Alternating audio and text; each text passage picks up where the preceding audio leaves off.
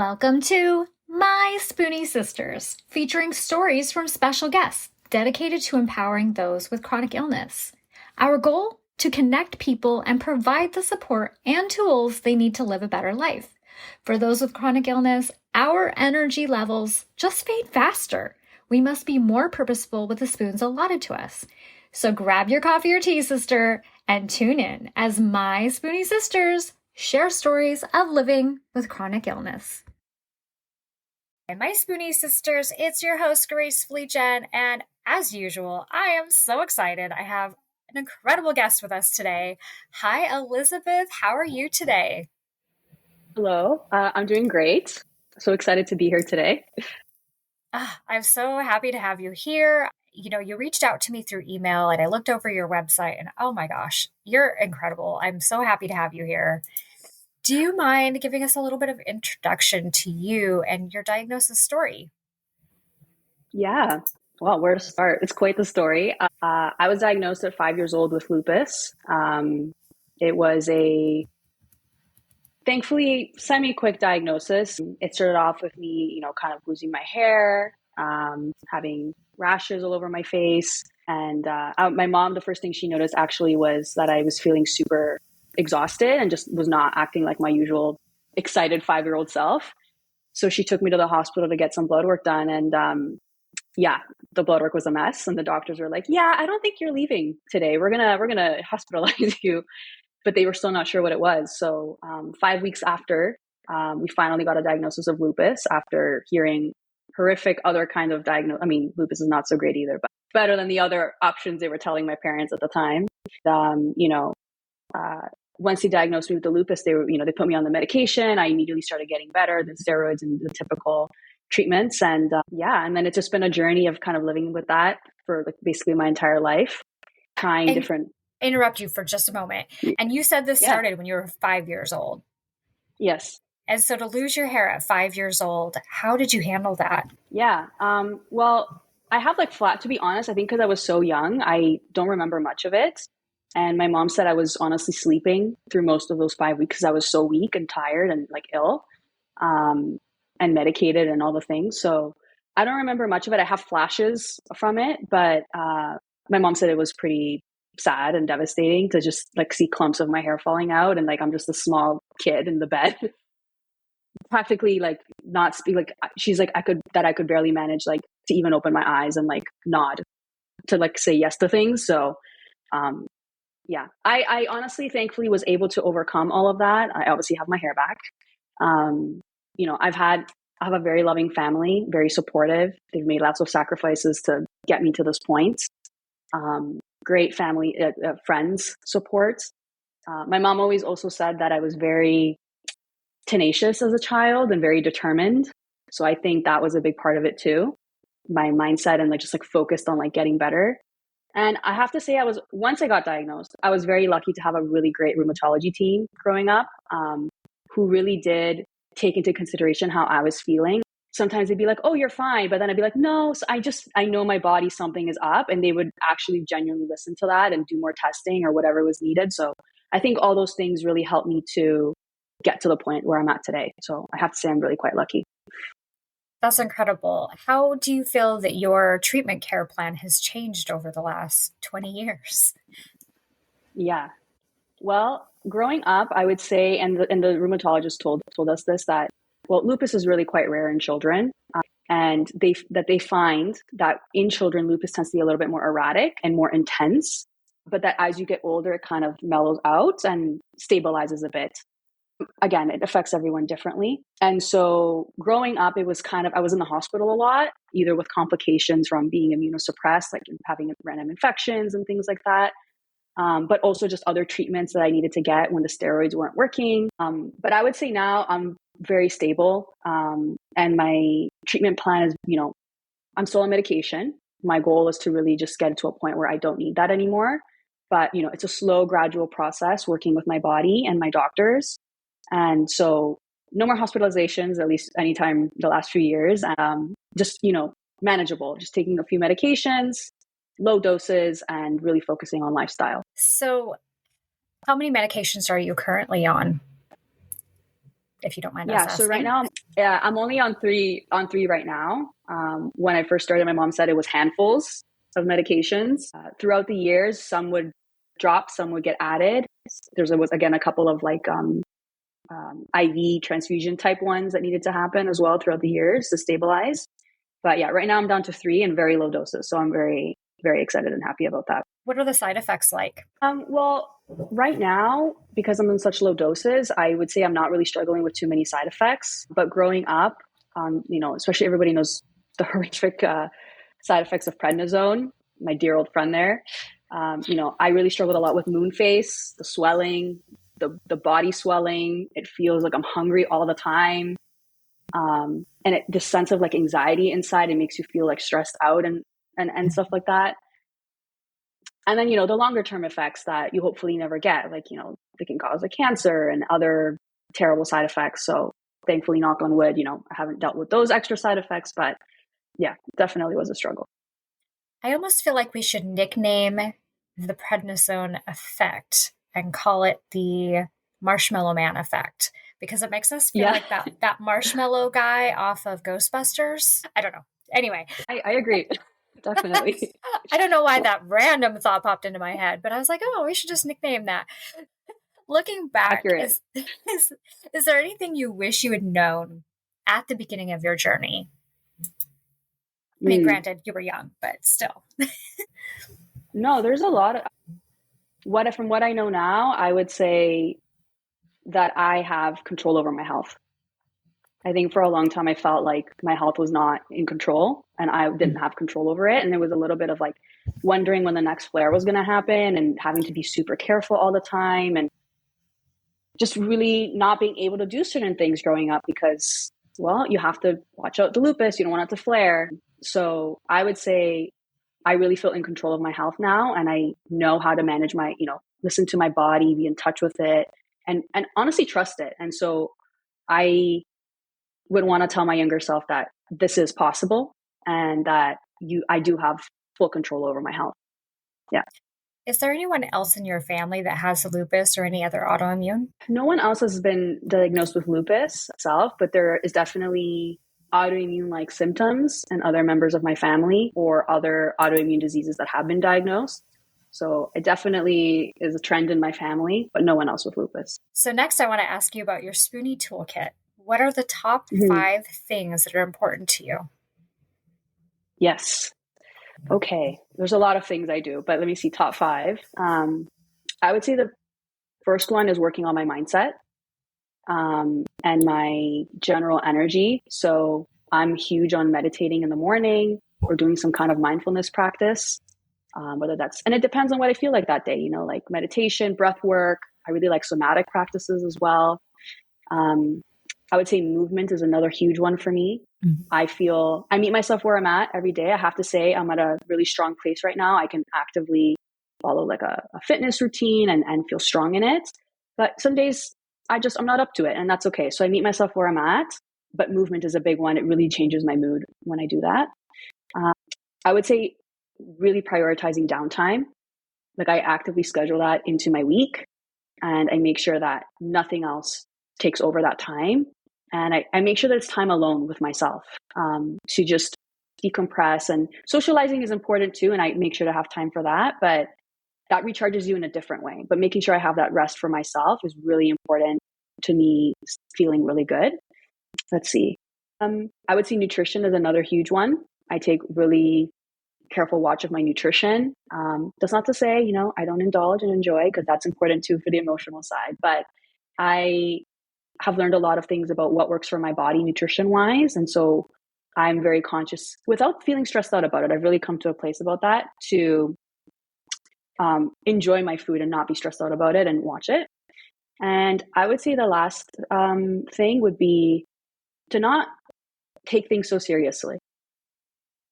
It's really easy to get caught up in your head about the pain, or if you're not feeling well one day, maybe you're on a streak of feeling great one week and then all of a sudden you just feel like garbage, and just not taking it seriously, meeting myself where I'm at and making fun in a way, like it's okay. It will pass and there'll be a new day tomorrow. Yeah. How do you deal with sun exposure? Yeah, the sun is a big trigger for me in my childhood. So I'm huge on sunscreen. I make sure not to go outside during peak hours if I can avoid it. Again, I'm not going to be not like stuck inside if I want to be outside. Like I'm not going to stop myself, but I'm, conscious of it if I can avoid it. And lots of hats. I use lots of hats and sun, like UV protective clothing if I can, or if not, again, sunscreen. Those are my main things I do for sun protection. Do you get what people refer to as the typical butterfly rash? I haven't had that in probably a decade, I'd say, but I definitely had it growing up, and it was pretty strong, especially when I was flaring. What kind of tips and encouragement do you have? Any advice or mindset tips for people on a journey such as yours? Yeah. I would say the three things that have made the biggest impact and that I work with people on is sleep is number one. We all know, all autoimmune sufferers know the importance of sleep. It's magic. It's a magic pill. Yeah. I need my 8 to 9 hours every night to, and it's, if I know when I don't have it. So definitely prioritizing sleep and how to have quality sleep. The other thing would be stress management, really understanding what triggers you and then finding the things that help you kind of relax. And I really enjoy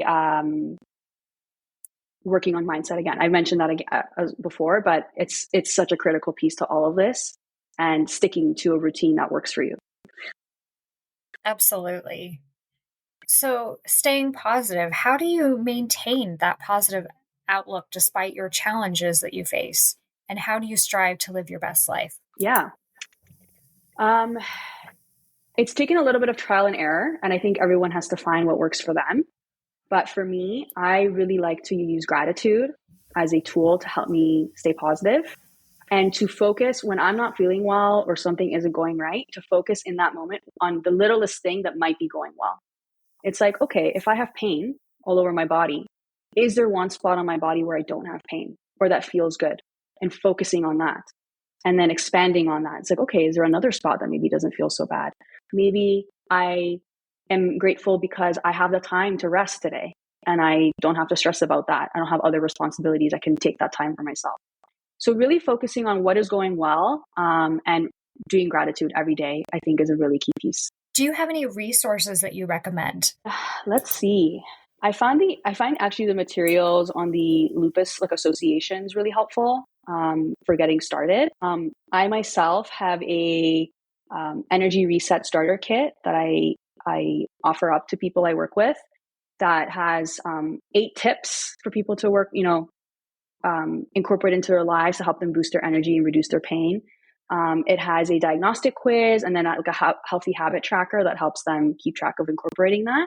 And so I find that people find that really helpful to kind of get started and learn more. And so that's a good segue here. I think we haven't even dove into what it is that you do.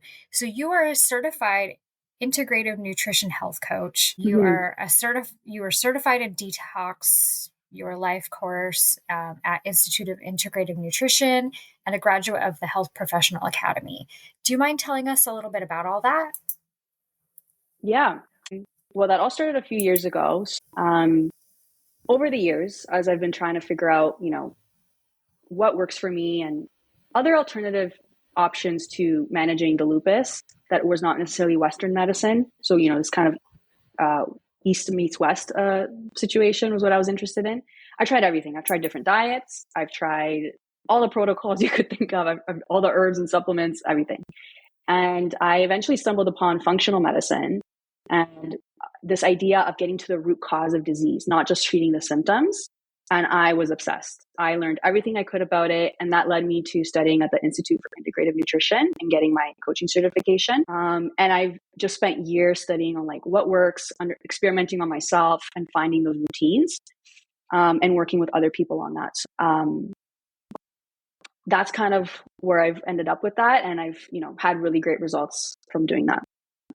So tell us more about your starter kit. Yeah. So the starter kit is kind of an introductory starter. Well, it's a starter kit. So it has a diagnostic quiz to help you understand what are some things that you could change to help you improve your energy levels that are maybe common misconceptions or things that people might not know might be affecting their energy levels. And then there's kind of 8 tips that I recommend that are all kind of lifestyle based to help you boost your energy naturally. And then there's a habit tracker for those 8 tips to kind of help you track them over a week and see how you're doing. And you offer all of this for free. Yes. Yeah. So once someone does that, if there's something that they're wanting, if they're craving more from you, is there anything else that you offer? Yeah. Well, you can find the starter kit on my website, and that's a great way to get in touch with me. And so my website is www.revelinghealth.com. So that's REVELING health.com. And I also do once in a while a 5-day challenge to help people manage their pain. And so that's a challenge that you sign up for. Whenever I run them over 5 days, you'll get an email with a video from me with a tip that gives you how you can manage something you can incorporate into your life to help you reduce your pain or manage it. And it comes with, there's a live, community, and there's like prizes to be won, and, tips, like a live video for me every day while those challenges are running. So that's also all free. And you can find that at www.painfreechallenge.ca. And so whenever those are running, you can follow me on socials and everything and see when those are on. And we'll definitely have the links available in the show notes for anyone that's interested. But I love everything that you're doing and that you're truly wanting to help the community. And you're offering a lot of this just free of charge, which is incredible because you don't see a lot of that. Well, thank you. I'm just glad to be giving back. And I really just want to share with people what I've learned. I feel like I've transformed from where I started. It hasn't been easy, but I just feel the sense of confidence and trust in my body like never before. And it feels like a transformation, like it's not going anywhere anytime soon. And so I want people to know that they can achieve that for themselves. And that's why I'm giving all this stuff for free. People can come talk to me if they want to. And I just want people to know that they can experience that too. Incredible. Changing directions again on you, but how have your friends and those that are close to you, do they understand what goes on with you, and do you feel like they're supportive? I would say yes. My family is super supportive. I'm very grateful and lucky to have that. And I was given a lot of leeway for time for rest and things like that growing up. So, and still am. So I'm very thankful for that. And for friends, I've always had like a small core group of friends that I would share these struggles with. I'm a bit of a private person in that sense. So I don't share unless I need to, with just anybody. If I'm really like struggling, then I will. And I have no fear about doing that. I own up to where I'm at. But, having that core group of friends who really knows what's going on with me, I think has been really important. And they're very understanding and supportive. That's really good because I feel like, in the community, we've talked to several people, I'm sure you have as well, that they don't really feel like they have that at home. And it's great when we meet people that feel like they are truly supported. Yeah, I think it's such an important piece to, getting better and feeling good in your body, to have that community and that support. Unfortunately, for those that don't have it, it's a very sad situation, but there's so many great resources out there and communities that, like this podcast or other groups that you can get in touch with and talk to people who really understand what you're going through. And there is a certain solace in that, in talking to other people who really understand. There's always options out there, I think. Yeah. Definitely. Have you ever been in a support group before? No, not myself, because I feel very lucky with the support I do have. But I will say that as I've been on this transformation journey and been, coaching people and working on this, hearing people's stories and, talking to people such as yourself and other communities online has been kind of this like opening of a world I didn't know existed before. And it's good to feel seen because, I have the support and again, super lucky, but sometimes it's good to just talk to someone who understands like that specific pain you might be going through, or what like you're not sure to talk to, if you should tell someone that you're not feeling great that day and that kind of things. Just, it's more of a feeling of being seen. And I think that can be very healing. I agree. And, for the longest time, I didn't think I needed a support group because like yourself, I was diagnosed oh geez, 11, 12 years ago now. I don't even know. Wow. We lose track, right? And I didn't think I needed anything like that. And I did join one, and I thought, okay, I'll come in as like the pro that knows all the things. I can give you advice. Yeah. But then I discovered that, quite honestly, it's just a nice place to be able to vent sometimes, because I don't know about you, but sometimes it feels like I don't want to burden and annoy the people in my life. I don't want to make them feel like this is all I ever talk about is my aching whatever it is that week. And so sometimes it's just really nice to vent to someone outside of it. And one thing that a lot of people have told me is find the support group that meets you where you're at. Because there's so many out there, big and small. I mean, there are ones full of hundreds of people, and that's a little overwhelming. And so I would say to anyone listening, keep searching. Find the one that's right for you and what your needs are, and with people that you're comfortable with. It should feel like talking to an old friend. No, I couldn't agree more. Yeah. Well, is there anything else that you wanted to share with our listeners today? I really just want to, I think, reiterate, we've kind of touched on this, but reiterate this message of hope, that there always is a way through, that you can take control of your health, make changes. And, it's not easy, but there is, when you start making changes in your health and taking that control, it's amazing the things that can happen, not just in your health, but in your life. And so I really want people to know that this is possible. You can be your most radiant self and feel trust and confident in your body. And so, yeah, that's kind of what I want to leave people with today. I love it. I love it. Well, you are definitely always welcome to come back anytime. You've been a pleasure to hear. I am looking at the time going, wow, it's only been 23 minutes, but we hit everything, every question, soared right through. And that's part of why I asked if you had anything else, because we just soared right through it.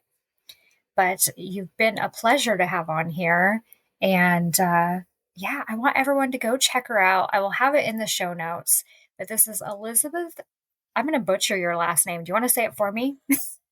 Lucero. I know. To me, I'm like, okay, is that French? Is it Italian? Is it Spanish? I don't even know, but it looks all fancy and I don't want to butcher it. No worries.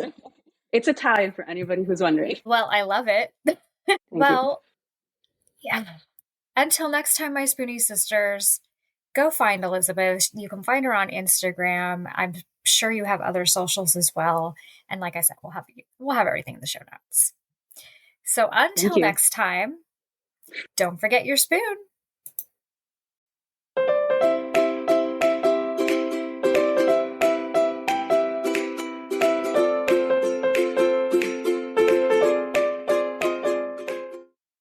The information, opinions, and recommendations presented in this podcast are for general information only. Consult your own physician for any medical issues that you may be having. The information should not be taken as a replacement for medical, clinical, professional advice, diagnoses, or medical intervention. My Spoonie sisters and guests will not be held liable for any of the consequences of such action or inaction. Trigger warning. Some episodes may cover sensitive topics including, but not limited to, suicide, abuse, mental illness, and chronic disease. You are advised to refrain from listening if you are likely to be offended or adversely impacted by any of these topics. None of the guests or hosts will be responsible for your use of the information contained therein. Life is not merely to be alive, but to be well. Living a life with a chronic illness is best described with one word: unpredictable. Be Well's products are designed to make the unpredictable easier to deal with. Back when I was getting my infusions, I would have loved to have their adult zip hoodie. They even have one in pink. They also have everything from one-day pill holders to urgency buckets. So remember, they want to make your life a little easier. So be sure to check out Be Well.